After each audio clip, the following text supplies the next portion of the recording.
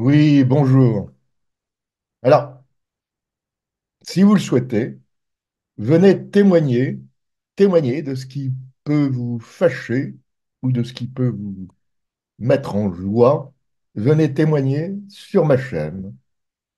Vous me contactez sur mon site philippebuffon.org et nous aménagerons un rendez-vous sur Zoom où vous pourrez me dire ce que vous souhaitez. C'est un espace qui est ouvert à tous, je dis bien à tous. À très bientôt. Au revoir. Bonjour, tu es d'où? Tu es du Bonjour. Canada? Oui, j'habite au Québec, au Témiscamingue, dans la région de l'Abitibi-Témiscamingue. C'est une région agricole et minière, surtout pour l'Abitibi. Et vous êtes vous-même français? Oui, moi je suis né à Cannes, sur la Côte d'Azur, Oui. et je suis arrivé au Québec en 2012. Donc ça fait un peu plus de 10 ans. Et alors pourquoi être arrivé au Québec? Alors moi déjà, le froid, l'hiver, la vision du bûcheron, les grands espaces, ça m'a toujours attiré. Parle à quelqu'un qui s'informe que par les voies mainstream et que moi j'arrive avec des arguments concernant l'Ukraine ou concernant ce qui se passe à Israël ou tous les autres conflits qu'il y a ou toutes les autres histoires, ben on n'a pas le même narratif, on n'a pas les mêmes visions du monde. À mon avis, ça c'est très dangereux.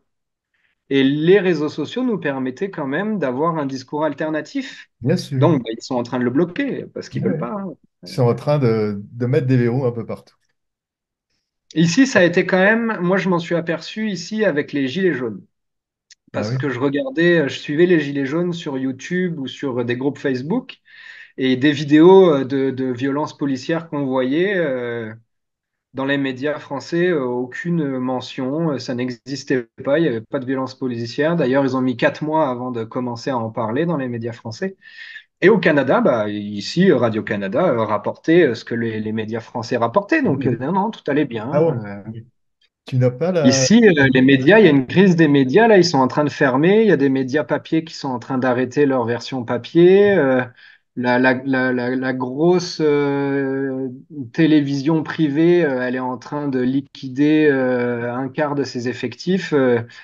Ça va pas bien non plus ici pour les médias, hein. Et puis c'est pour ça que le gouvernement a intervenu sur les réseaux sociaux pour essayer d'un petit peu récupérer la manne financière de la publicité que les réseaux sociaux prennent aux médias dominants. Donc non, non, les médias aussi ici.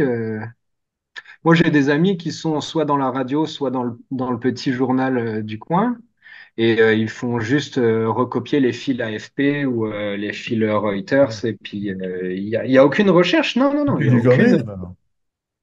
Comment? C'est plus du journalisme.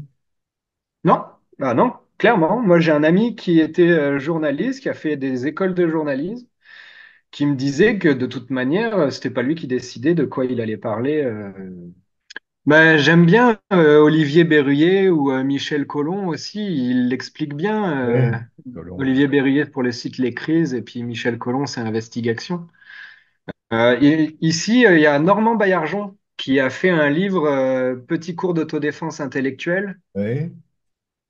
qui est vraiment excellent sur la critique des médias et tout, basé sur le livre de Chomsky, La fabrique du consentement et tout.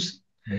C'est des choses que tout le monde devrait savoir. Et moi, je passe pour un hurluberlu ou un complotiste, hein, maintenant c'est le nouveau mot, hein. Oui. Ou dès qu'on dit quelque chose, on est pro ceci ou pro ceci.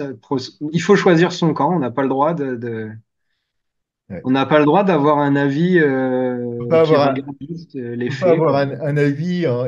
Il faut être en noir ou en blanc. Ce qui est Exactement. complètement fou, hein. Ce qui est fou. Et moi, je suis vraiment pas optimiste sur l'avenir, surtout cette année. Aux États-Unis, il y a l'élection et on voit déjà que dans les médias, bah, les médias canadiens, c'est sûr, ils sont anti-Trump, hein. Ça, ils l'ont toujours été, même à la première élection de Trump, ils ont toujours été anti-Trump. Mais c'est vraiment soit d'un camp, soit de l'autre. On n'a pas le droit d'avoir Oui, c'est ça. Alors, un avis mitigé. C'est pas possible. c'est vrai que Trump n'est pas une lumière, hein, franchement. Oh, oh là là, je veux dire, aucun des deux n'est un bon choix. C'est vraiment. Mais bon, J'aimerais pas être américain et moi, je devoir voter. préfère que Trump revienne au pouvoir plutôt que Biden. Mais j'ai posté les très bons vœux de Caroline Galacteros Oui. sur Collapso Québec. Et ça m'a été reproché directement. Oh, bah, j'aurais jamais cru que sur ce groupe, vous seriez pro-Trump. Et je dis, mais je suis pas 100% d'accord avec ce qu'elle dit, mais c'est pas pour autant que je trouve pas que ce qu'elle dit est intéressant.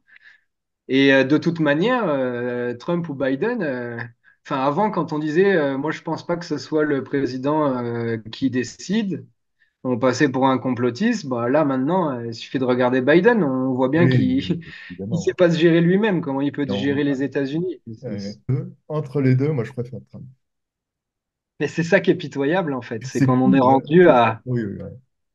C'est tellement affligeant. C'est affligeant. Et le problème, c'est aussi que j'ai l'impression, ça va tellement vite aussi qu'on oublie beaucoup de choses, hein.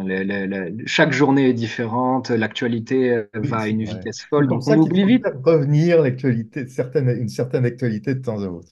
Et Parce que puis aller voir ce que les gens disaient il n'y a pas si longtemps et à quel point ils se sont plantés, mais qu'ils ont quand même tout le temps le droit de venir encore redire n'importe quoi sur les plateaux télé, c'est absolument. assez hallucinant. C'est quand même du délire. Mais c'est là qu'on voit que les médias ne sont plus, ne sont plus libres, hein, parce que quand on voit, moi je trouve, un des meilleurs exemples en France dernièrement, c'est la différence entre le traitement médiatique de ce que Enrico Macias a dit, où il fallait physiquement s'attaquer à la France insoumise. Personne ne l'a relevé, l'ARCOM n'a rien fait. Et Guillaume Meurice, qui est un humoriste, il fait une blague sur Netanyahou. Et lui, par contre, alors il a interdit d'antenne, il prend des blâmes, il prend. Puis on en parle pendant 5 jours. Donc on voit vraiment bien où l'oligarchie, l'oligarchie a déjà pris parti, hein. Ça sera pas du côté gauche, ça ira plus du côté de l'extrême droite, hein, en France. À mon avis, là, c'est assez clair, hein. Les Québécois sont pas très portés sur l'international. Même dans les médias, on n'a pas beaucoup on n'a pas beaucoup d'émissions internationales. Ah bon? Radio-Canada, moi, je l'écoute de moins en moins parce que ce qui vraiment les motive le plus, c'est tout ce qui est droit LGBTQ et tout. Donc, c'est ça qui les occupe le plus. C'est sur ça qu'il faut vraiment faire des avancées. Comme si c'était à cause de ça que la société allait mal. Donc, moi, au bout d'un moment, je sature, quoi, quand on voit ce qui se passe dans le monde et puis que nous, on est là à dire non, non, non, non, ce qui va mal, c'est parce que, il y a des gens qui n'ont pas les mêmes droits que nous. Je suis d'accord, hein, clairement, hein. Moi, les gens, je suis pour que tout le monde ait le respect, et du respect, mais pour moi, c'est pas ça, Non, c'est ça la principale chose qui va nous tomber sur le coin du nez. C'est les ressources, c'est nos modes de vie sur consommateurs. On n'est vraiment pas prêt à ça, quoi. Et surtout ici, hein, ils sont très, très consommateurs. Les pick-up, il y en a partout. Avoir un pick-up qui consomme 11 litres au 100, là, c'est ouf. Il consomme vraiment pas beaucoup. C'est pas la même vision du monde, hein. C'est vraiment une vision américaine, nord-américaine. Mais ils aimeront pas ça, les nord-américaine, oui, Québécois le oui. disent. Moi, je suis pas particulièrement optimiste pour la suite, mais personnellement, je le suis parce que j'ai fait les efforts pour me sortir un petit peu sortir des villes, sortir de l'obligation de travailler en adoptant un mode de vie vraiment plus simple. Le Québec va bien dans le sens où les gens sont vraiment très gentils, très, très accueillants. Et la société est quand même très paisible. Il y a vraiment pas de taux de Mhm. criminalité. Nous, dans la région où on est ici, les gens ferment pas leurs portes de maison. Nous, quand on était dans la ville, on laissait notre vélo sur le coin de la maison. Il n'a jamais bougé. Ça commence un petit peu à changer là, avec l'inflation. La criminalité réaugmente un petit peu. Mais le Québec va bien. parce qu'aussi, l'hydroélectricité qui a été faite dans les années 60-70 les place vraiment en haut du tableau des pays qui ont une autonomie énergétique, en tout cas électrique, grâce à Oui. l'hydroélectricité. Ça attire beaucoup. En ce moment, ils sont beaucoup en train de vouloir attirer des entreprises pour faire des batteries ou pour faire des choses en lien avec la transition, supposée transition énergétique qu'on va essayer de faire. Donc le Québec est bien là-dessus. Après, ça reste une société nord-américaine, donc surconsommatrice, Mhm. qui a un niveau de vie très très haut, qui s'attend pas à ce qu'il descende. Donc bah, là, avec l'inflation, ça fait un peu mal. Mais surtout, je pense qu'il y a deux vraiment gros problèmes au Québec. C'est la pénurie de main-d'œuvre et la hausse des taux d'intérêt, parce que ici, on n'est pas sur des taux d'intérêt fixes. Vous achetez votre maison, puis le taux d'intérêt reste fixe jusqu'à la fin du paiement de la maison. Ici, il Ouais. bouge. Oui. Ah oui, d'accord. Donc, les gens se retrouvent, moi, comme j'ai un ami, il payait 800 $ par mois, et là, maintenant, il paye le double. Il paye 1500 et quelques, 1600. Ouais. Parce que ces taux sont fluctuants, c'est pas des taux fixes, et puis ben, ils ont augmenté d'un coup. Donc, lui, il gagne la même chose qu'avant, mais il rembourse presque le double de son hypothèque, quoi. Ah oui, d'accord. Ça fait très mal à l'économie. C'est ça qui fait bouger les gens, moi j'ai plus l'impression. Alors, un problème de démographie? Démographie, oui, démographie qui était annoncée depuis longtemps, hein, parce que on passe de alors ils appelaient ça comment la révolution tranquille. En fait, c'est une révolution qui s'est faite dans les années 60-70 où ils ont abandonné la mainmise de l'Église qui obligeait les gens à faire beaucoup d'enfants. Donc, moi, je suis bénévole ce soir, c'est là où je travaille. Là où je suis, il n'y a que des madames de 70 ans, 60 ans. Eux, ils sont dans des familles de 15 enfants, 12 enfants, 10 enfants. Et la génération d'après, leurs enfants, on en fait 2, 3. Donc là, depuis, je pense que ça a commencé à partir de 2018, bah, les gens partent à la retraite, donc faut les remplacer et il n'y a personne pour les remplacer. Donc nous, ici dans la région, qui est une petite région, il y a quand même 20 000 postes.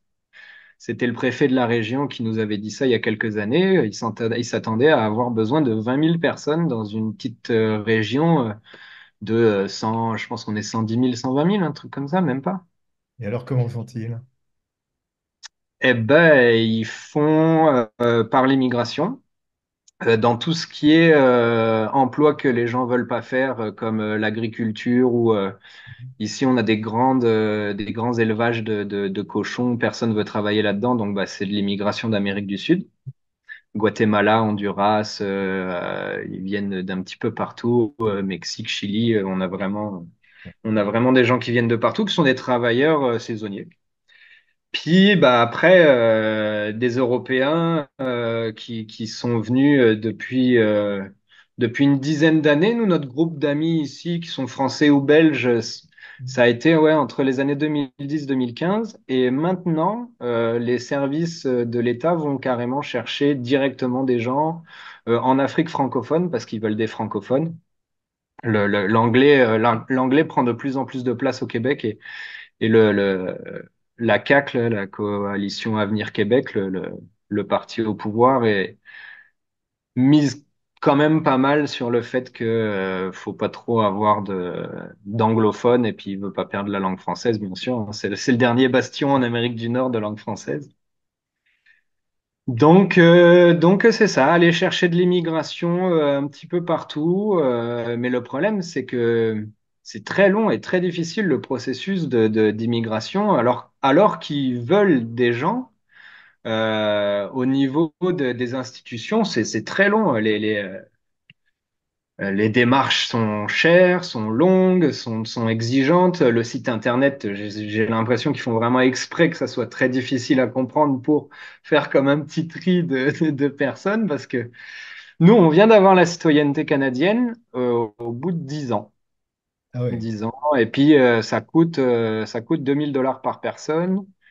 Et tous les autres palier qu'on a passé parce que moi, je suis arrivé avec un PVT, un permis vacances-travail. Ma conjointe, elle, avec un permis de travail fermé. Il faut les renouveler tous les 5 ans. Après, on peut avoir la résidence permanente, qui, pareil, est pour 5 ans. Et après, on peut avoir la citoyenneté. Donc, c'est un processus. Long. Ouais, il faut bien compter un 5 000 à 6 000 $ par personne, je pense. Les autres provinces de l'Ouest, là, Alberta, Saskatchewan, c'est des provinces pétrolières. Ils ont les sables bitumineux là-bas. Donc eux, ils sont un peu plus conservateurs, même climato-négationnistes. Ils veulent pas de taxes sur l'essence, ils veulent pas Ah de oui. taxes carbone. Et ça se peut que Justin Trudeau soit remplacé par le conservateur qui, lui, est contre toutes ces taxes-là et qui veut que la croissance infinie continue, coûte que coûte. Donc, Je vous- il peut y avoir bien Ah, un ça, retour c'est fini. de balancier vers quelque chose d'un peu plus conservateur aux prochaines élections, mais c'est pas tout de suite, hein, ils peuvent déclencher les élections quand ils veulent, en fait, quand ça les arrange ici. Et donc, je pense que ils avaient l'air de dire que ce serait pas avant 2 ans, parce que ça arrangerait pas le parti au pouvoir de déclencher des élections tout de suite. Donc, c'est- C'est très démocratique, ça. Oui, bah, je pense que de toute façon, c'est un petit peu comme dans tous les pays occidentaux, hein. Il y a en vrai deux choix entre la peste et le choléra, et puis il y a rien qui, de toute façon, il y a rien qui changera. Je veux dire, moi, je suis pas naïf au point de croire que c'est les hommes politiques qui nous feront changer la direction dans laquelle on va, hein. Je suivais l'actualité, j'essayais d'un petit peu comprendre le monde dans lequel on était, et je voyais bien qu'il y avait plein de choses qui étaient différentes de ce qu'on nous avait appris au niveau géopolitique, au niveau du pétrole, au niveau des ressources, au niveau du changement climatique. J'ai commencé à lire des livres, j'ai commencé à m'intéresser à ça, à la monnaie aussi. Après la crise de 2008, j'ai un petit peu commencé à regarder tout ça. Puis je me disais, c'est vrai que tout ça nous mène quand même vers quelque chose de pas très joyeux à l'avenir. Et en 2015, Pablo Servigne et Raphaël Steven écrivent ce livre qui, moi, m'a fait l'effet d'un résumé de tout ce que j'avais compris par bribes depuis longtemps et qui nous montre que on a un système, nos modes de vie sont basés quand même sur des choses qui peuvent s'arrêter du jour au lendemain, que ce soit Internet ou l'approvisionnement en pétrole pas cher, et qui disent que on pourrait avoir un effondrement de nos civilisations de notre vivant. Et c'est basé aussi sur, dans les années 70, il y a eu le rapport Meadows du Club de Rome, qui était de Limit to Growth. Je pense que ça a été traduit par Halte à la croissance, mais c'est les limites à la croissance, qui dit déjà dans les années 70, regarder la population, regarder la consommation, puis évaluer qu'il y aurait un gros problème dans les années 2030. 2040, 2050, les modèles étaient quand même assez basiques à l'époque. Mhm. Mais depuis, ils ont été réactualisés avec les différentes données qu'ils avaient mis à l'époque et maintenant actualisées. Et ça reste un modèle, hein, mathématique, donc on ne peut pas non plus dire que ça prévoit quelque chose. Mais en tout cas, ça nous montre que au niveau de la consommation des ressources, au niveau du pic pétrolier conventionnel qui a été atteint en 2008, le non conventionnel qui aurait peut-être été atteint en 2020, on ne sait pas trop, euh, les, la finance, les problèmes climatiques, tout ça va changer nos vies, va changer nos modes de vie. Mais après la Covid, après la guerre en Ukraine, l'inflation, le blocage du canal de Suez par un bateau, la sécheresse qui empêche le canal de Panama de fonctionner complètement, la grosse problématique qu'on a eue sur la moutarde au Canada il y a quelques années. Je pense que vous avez eu en France des pénuries de moutarde à cause de Oui, ça. bien sûr. Et les feux, surtout les feux de cette année, là, les énormes incendies qu'il y a eu cette année, ou qui ont carrément mis dans le brouillard la côte est des États-Unis. Je pense qu'à New York, il y avait des photos assez hallucinantes de New York dans la fumée orange. Bah, à Montréal, ça a fait pareil, ici aussi. Il y a eu des matins où on voyait vraiment pas à 100 mètres parce que la fumée des incendies était tellement Ah, vraiment? Ouais. prégnante et puis on toussait toute la journée. C'était vraiment comme si on avait un feu de camp, on était dans la fumée d'un feu de camp toute la journée. Donc c'était assez impressionnant, mais tout va bien. On continue comme si de rien n'était. C'est pas ça qui va nous faire dévier de la croissance illimitée Et et de alors, la qu'est-ce consommation. que vous en pensez, vous? Ben, moi, je pense qu'il faut se préparer tout de suite. Moi, après Comment? ma prise de conscience de 2015, j'ai quand même passé je dirais pas une dépression, mais un gros moment de remise en question pendant 2 ans où je me suis dit, OK, tout ce que j'imaginais de l'avenir, moi j'ai une petite fille de 4 ans, tout ce que j'imaginais de l'avenir, il y a des chances que ça se passe pas comme je l'avais imaginé. En plus, ma famille est en France et en Belgique, donc pour aller les voir, il faut que je prenne l'avion. Donc, s'il se passe quelque chose qui change vraiment radicalement nos modes de vie, ça veut dire que je verrai plus ma famille aussi souvent. Donc j'ai fait quand même une grosse remise en question. Ici, j'ai été apiculteur pendant 5 ans. Mais je me suis cassé la jambe en jouant au foot complètement bêtement. Donc, grosse remise en question, jambe dans le plat pendant 6 mois. J'ai beaucoup réfléchi et j'ai décidé d'arrêter de travailler pour quelqu'un d'autre. Et je suis devenu pompier volontaire pour pouvoir participer un petit peu à être dans les services d'urgence. Je suis bénévole pour la Croix-Rouge au niveau de la région. Je suis bénévole pour le comptoir Jean 23, qui est une sorte d'Emmaüs, là, une ressourcerie où les gens donnent des choses, on les trie et on les revend à prix modique.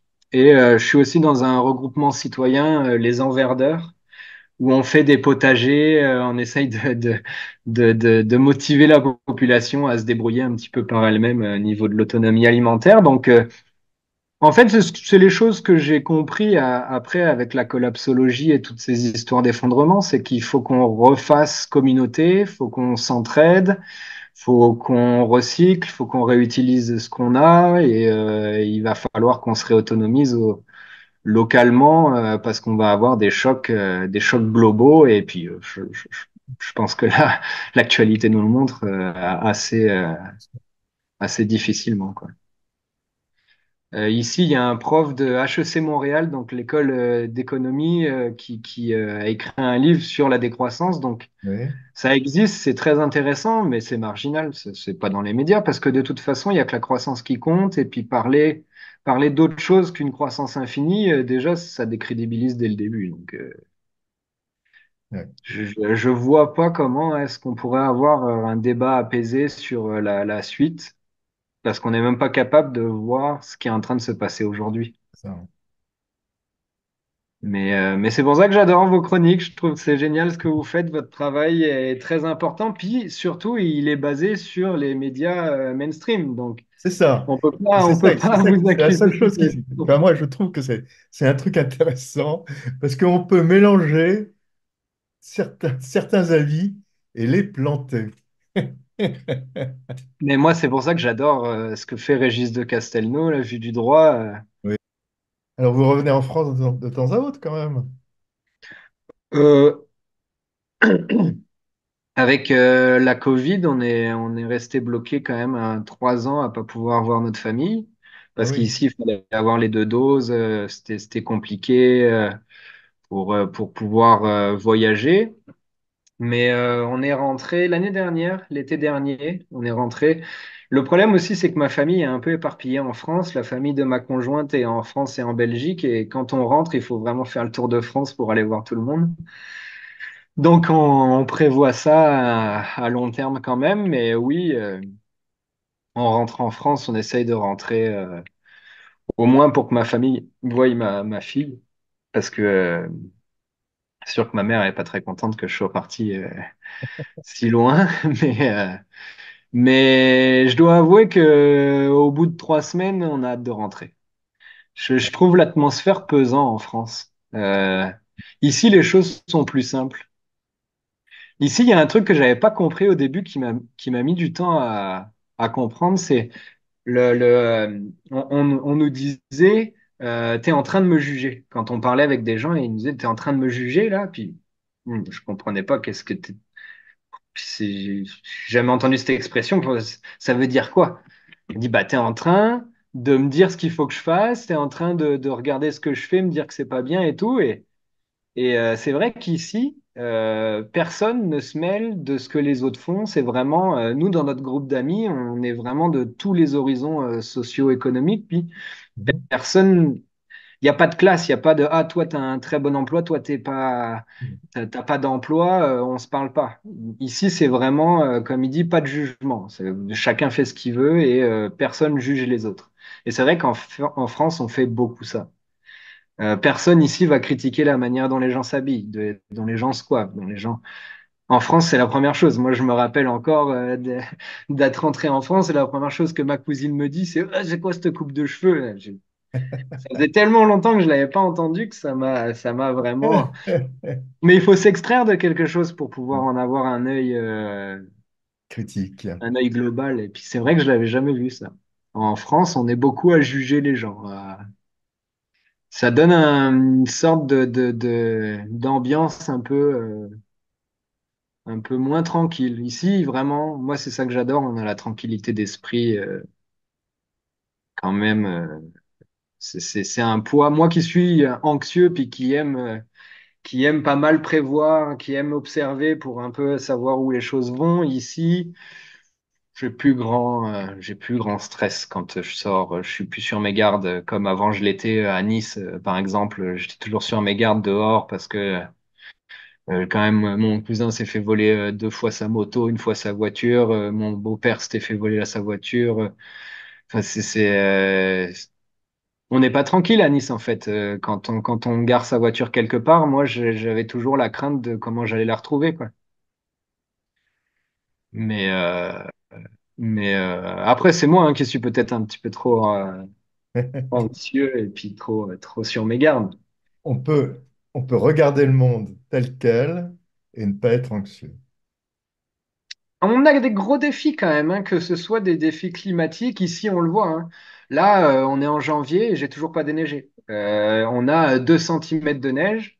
Ah bon? On a fait un Noël avec de l'herbe verte partout. Il n'y a pas eu, ils appellent ça un Noël vert ou un Noël blanc ici au Québec. Et ça a été un Noël vert, même ici, alors que on est quand même un peu plus dans le nord que comparé à Montréal.